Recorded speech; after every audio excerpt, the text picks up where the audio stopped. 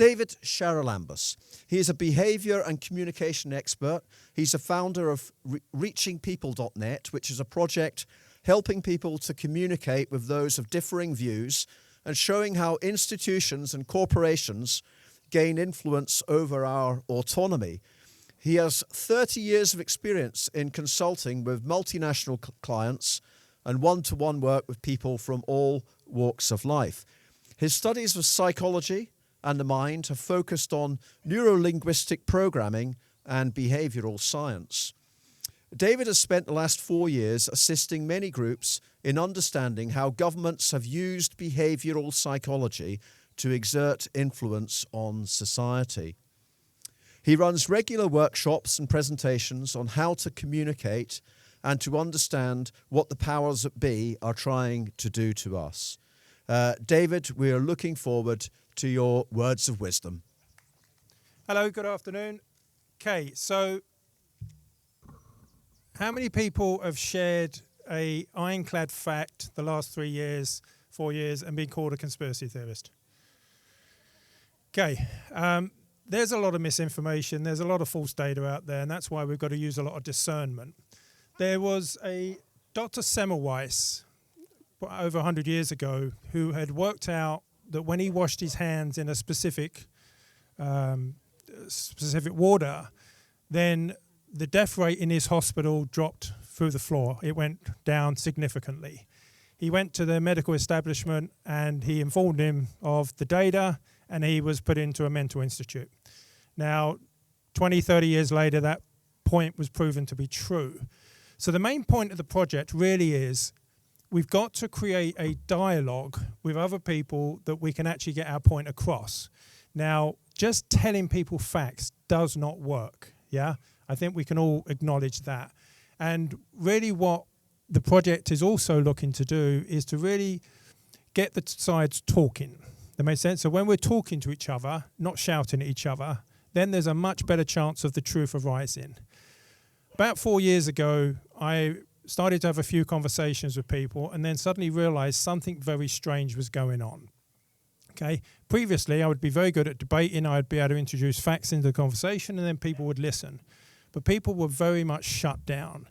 This what alerted me to what was going on with behavioural science, and anyone really should have a look on the internet to find a document called Mindspace. That document in it is authored by the government and it's given out to all the government departments, and it's really how to influence the public. But there's a really important question that's missing there, and that's consent. Yeah, it's very alarming to imagine that someone can influence us without our consent or our knowledge. Okay, and the technology really does exist now that people can influence each other. Now, I think one of the basic tenets of human nature is that we want to have free will. Yeah, we want to have a control over our destiny. And if people are starting to really impact that control, then we have a major problem. A few weeks ago, I interviewed psychologist Gary Sidley. He's been a psychologist for 30 years, retired from the NHS. And like me, he was also very alarmed. And he got together with a large group of psychologists and they wrote a letter to the Psychological Association and they said to them, look, we're very concerned at the use of manipulation of the public. Their response was, no, we're okay with it. Okay. The institutions may be okay with it, but I don't know a single member of public that is happy being manipulated in a psychological way. So much so that in the US, up until 2008, it was actually illegal to use psyops on the public. And it was Obama that actually repealed that. So it's now legal in the US to psychologically manipulate the public. So that really is one of the greatest problems that I have and greatest concerns. But what I wanted to do today was just share a couple of things that will really start to help conversations go better. We can really only dip our toe in, but you can go to the website and there's lots of videos there. And since I really looked into behavioural science in a deep way, I've not been called a conspiracy theorist since, okay? Because there's a certain way that you have to create a conversation. And once you create the right way, then information will go back and forth. It's really important not to think we know everything because there's so much information out there. How will we ever know? So there was just a couple of points I wanted to make.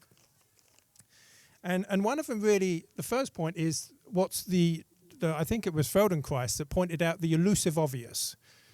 What happens is that when we do something so often and so many times, it just becomes a habit, okay? And then we just do it regardless.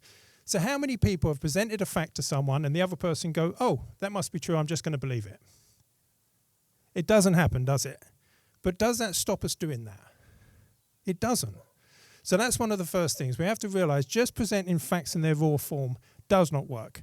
And there's so many studies to prove this. People don't respond that way. What we've got to start doing is start sharing information in the right way that works.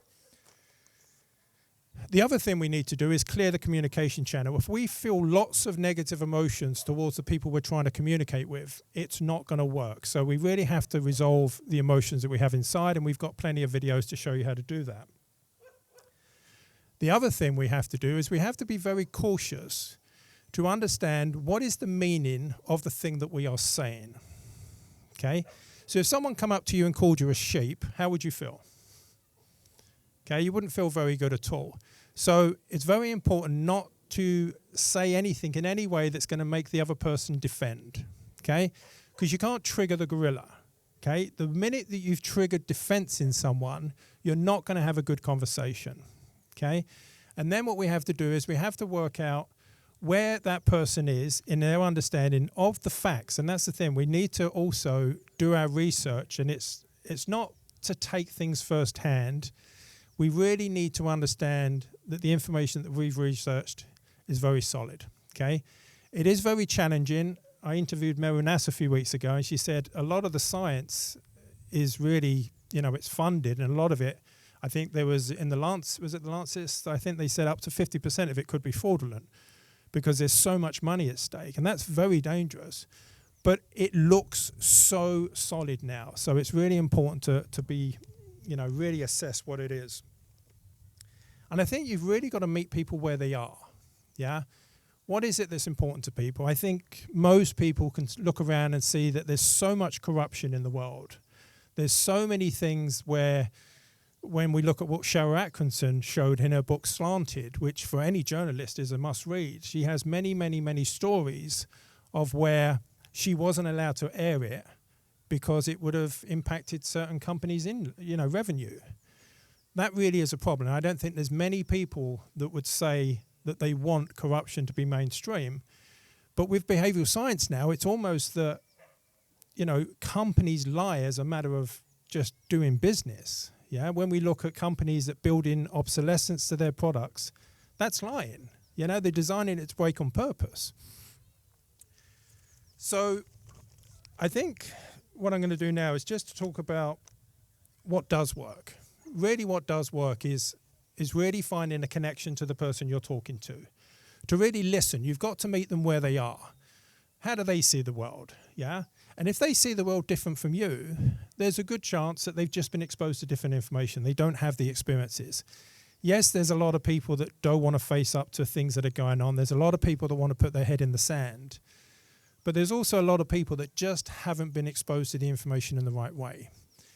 Now, in the 70s, there was a very famous psychologist, Jerome Bruner, and he showed that if you were just to tell a raw fact to someone, it actually wouldn't have much effect on changing their mind.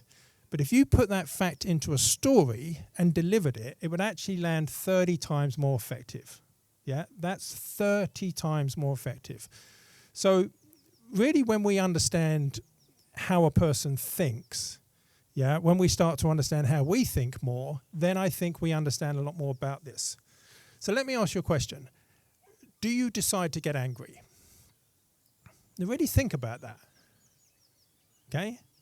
And then the obvious answer is you don't decide your emotions for the most of the time. They arise naturally. So when you're talking to someone and they get angry, yeah, we have to understand that we've said something that has made them feel threatened and then they've got angry, okay? They haven't decided to get angry. It's a natural process. Has anyone ever said, next Friday at 4:30, I'm going to fall in love? You don't, yeah? And when you think about the conclusions you come to, the answer's in there, the conclusions that you come to. You don't sit there and decide what you're going to believe. it's a matter of exposing yourself to wide ranges of information, knowing who you can trust, and then you come to a conclusion, okay? And that's a really important point. So if someone has arrived at a conclusion and you're saying, no, that's not true, that's wrong, what do you think is going to happen? Anyone want to guess? They're just going to reject you, okay? Because that is what's known as cognitive dissonance. You are supplying information that's different from what they believe, and it's just going to be rejected. So it's really important, if you can understand this, I'm just going to sort of mime out this little simple model, which is, if this is my consciousness, and this is the conclusions I'm coming to, I come to a conclusion based on all of this information over here. But what you want to understand is that all of that information happens like that in a split second unconsciously, okay? And what many of the corporations know now is that they can affect information that happens here so that they can influence my conclusion, okay? Typical example, if you're in the supermarket and you hear French music playing on the speaker, which most people actually wouldn't consciously hear, that would affect about 3/4 of the people purchasing wine. So if they played French music one day, German the next, the sales of French music shoot up versus the sales of German wine. But all of this, because it's invisible, you can't see it, you're not knowing that it's affected your conclusion. That makes sense? And we talk about this more on some of the videos. But it's really important to understand, you've got to get inputs into someone's mind that are more accurate, and then the conclusion will change. And that really is it. We've got to find a way of finding out, one, what is the truth, two, delivering the truth to people, and then the conclusions will change, okay? Some other little tips would be that if you are smeared as a conspiracy theorist or an anti-vax or any of these terms, whenever you say anything to someone, they are going to ignore everything you say, okay? We've got to just basically ask lots of soft questions, and we've got to have conversations where we can exchange correct facts in a story, via a metaphor, or in a question. Yeah, and that's really the key. And over the last few months, we have interviewed psychologists and scientists, and there's thousands out there. And, you know, when you start to look at this subject and just start to ask some basic questions, I think you're going to get a lot of answers in how to reach people. Okay. So I think that really sums it up for me. It's really, you know, stories are what make the world go round. You know, it was Plato that said those that tell the stories rule society. And of course, the media have a very important role to play. But the question is that, you know, I think we've got to air both sides of the story. And anytime you see censorship, that should always be a very, very big red flag for anyone. And you've only got to look at some of the, you know, countries like China, etc., when, you know, if anyone's shut down for saying anything, you know, we don't want to end up like that. It's very important that we don't. Do I have time to answer any questions? Yeah. Yeah, so just a couple of the main questions that people would have. So anyone wish to ask a question?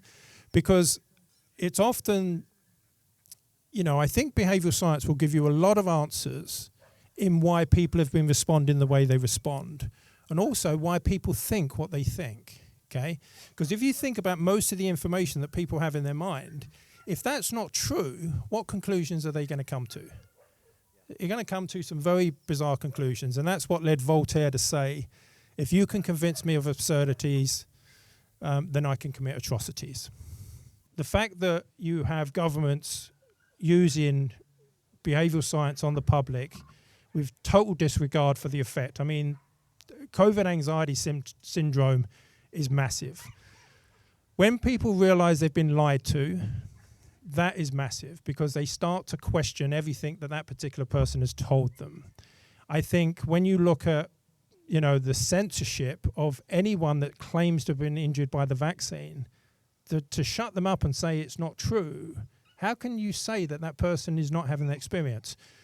So anytime we're seeing censorship, it's a massive issue, and because so many people that I interviewed a lot of scientists, and they've got so many cases of people that have been injured, that I think people are starting to ask questions. I think that when it affects people, they really do start to listen. So I think what you're looking at now is a lot of things in the world are starting to affect people on a daily level.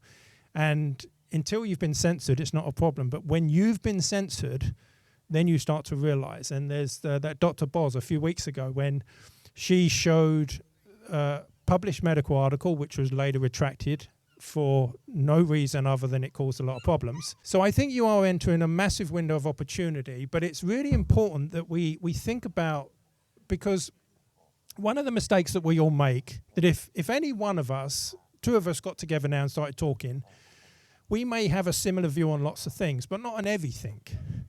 But the problem is that's why these conspiracy theorist labels and anti-vaxxer labels are so damaging, because you throw the baby out with the bathwater. So some of the things that people are coming out with are not true, and we know that. But on a general scale, anyone that's questioning the policies is purely a sensible thing to do. And anyone that says you can't ask a question should make you double down in asking that question. Yeah. So in the answer to that, yeah, I think we're entering a massive window of opportunity. But here's the big tip. Know where that person is, and don't, how many years did it take you to know what you know now? Okay. And you think you want to tell someone that in 10 minutes? Okay.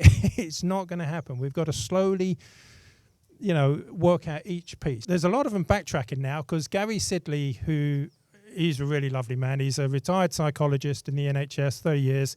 He just had a paper published which was pointing out because what they did, they were funded by a couple of scientific organizations.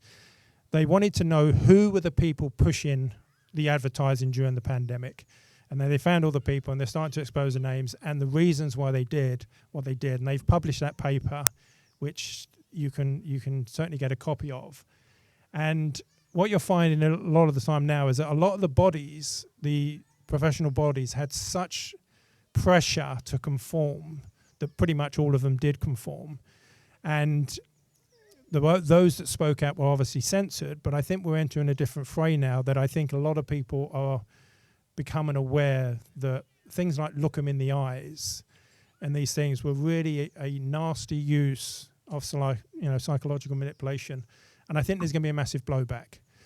I think to manipulate a public and not let them know how they're being manipulated is a very dangerous line to cross. And I think the professional bodies really, the members need to speak up. But it's easy for, I didn't need the income during the pandemic. I lived very, modestly, so I weren't at risk. But if I had a wife and 4 kids and 2 houses and cars to run, and suddenly my job relied on me just towing the party line, whilst I probably wouldn't have done, you can at least try and understand why a lot of people did, especially if they didn't realize just how dangerous that sort of slippery slope is. So I think the bodies really have to be petitioned by a lot of the practitioners in those particular bodies. But it is very important, because there is an illusion of consensus. And that's one of the biggest problems, that people believe this because they think, oh, well, I had someone go to, well, all the scientists in the world think so, it must be safe. I said, but Pfizer never released the data. How many people have the data? Yeah, so it's that kind of emperor's new clothes where they're like, everyone's relying on someone else. And what you pointed out was really important, that most people trust the governing bodies. But the MHRA is 86% funded by the pharmaceutical industry. And as we know, in the financial crash of 2008, what did the financial regulators do? Has anyone watched The Big Short? They basically gave dog shit, like mortgages, AAA rating. And then when they were quizzed why you did that, they said, well, if we don't do it, then the guys down the road will do it. So we don't understand how important funding is. And it's massively important. Everyone will deny that their funding has any influence over their decision, but the data shows different. And I think probably just to finish on that point is that what we think would happen and what actually does happen is not the same thing. And they've done so many studies in every area now that they understand all the different variables that will make you like someone and trust someone more. If I said to you, if someone spills a cup of coffee, would you trust them more? You'd go, no. But you do. Okay, there's all these really weird variables that make a difference, and that's why they're so dangerous, because they're stealth. But I think the question before, there is a big opportunity coming, and I think everyone's going to start asking questions, and that's really the place to start.